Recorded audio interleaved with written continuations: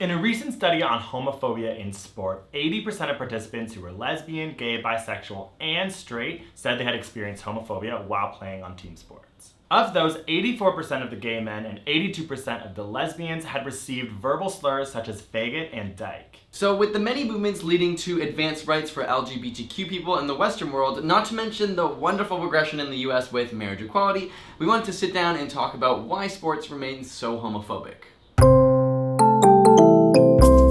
Engaging in team sports has clearly documented health, social, and developmental benefits, including raising your self-esteem, which is not only important for gay young people, but young people in general. This is another reason why it's particularly concerning that LGBTQ people don't really feel accepted in sports. Due to gender stereotypes, mainstream society expects men to act masculine and women to act feminine. These harmful expectations factor into the homophobia experienced in sports. Studies show that athletes who are suspected of being lesbian in more stereotypically feminine sports were more likely to be singled out and excluded. And in other cases, all types of women playing stereotypically masculine sports were singled out and regarded as lesbian regardless of their actual sexual orientation. I specifically remember this happening in high school with lots of different people teasing the girls' rugby team for all being lesbians, even though there was like 30 of them, and they've all grown up to be very different types of people.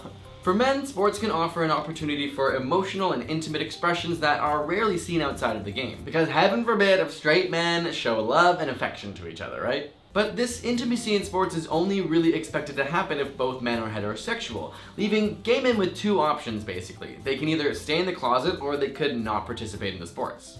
And for transgender athletes, these issues can be exponential. When we were doing our research for this, it was a lot harder to find valid information and studies on what it means to be transgender in sport. There are a lack of policies put in place for transgendered people's participation in sport, along with a lot of fear involving change rooms and being accepted on a broader scale. In one study, we did find 44% of trans participants in the study were actually scared to go to the gym because of their fear of being harassed or outed. It was really interesting for me to do this research. It was very eye-opening to see what was going on with homophobia in sport.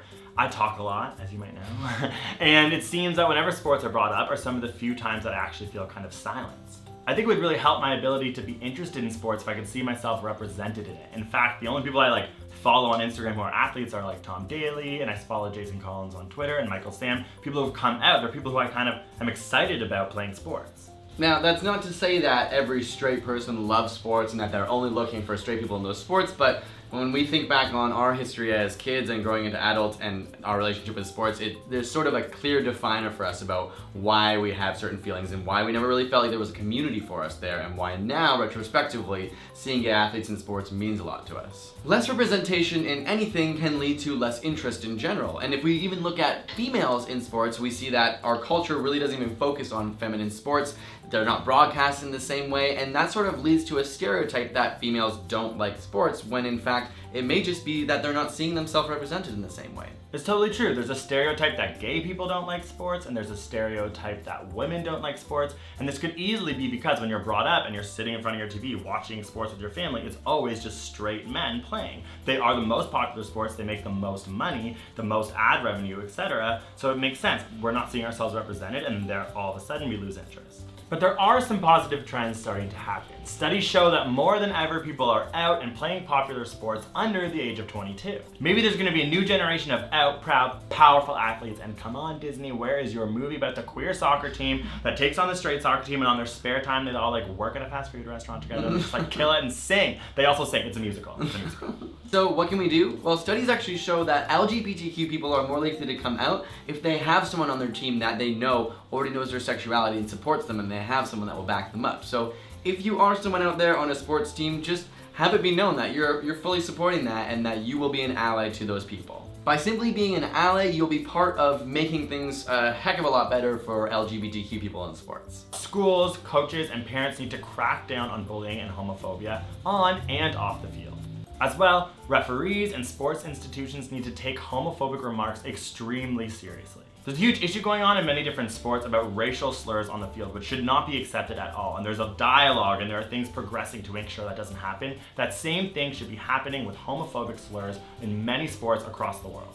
Another important piece of the puzzle is to have high-profile, successful athletes come out, not only to act as inspiration for young LGBTQ youth, but to break those stereotypes that gay people or lesbians or queer people in general can't play sports. And lastly, national sporting organizations need to adopt clear anti-homophobia policies and make sure that the LGBTQ athletes at their games, for example, feel represented and welcome.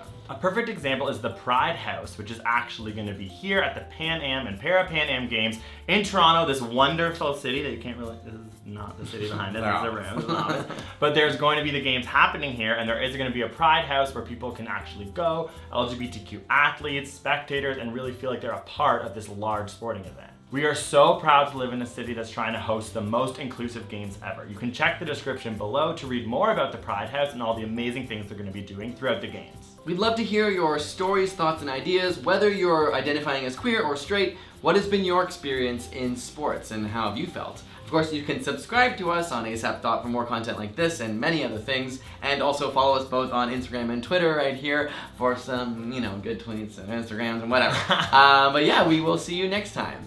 Peace!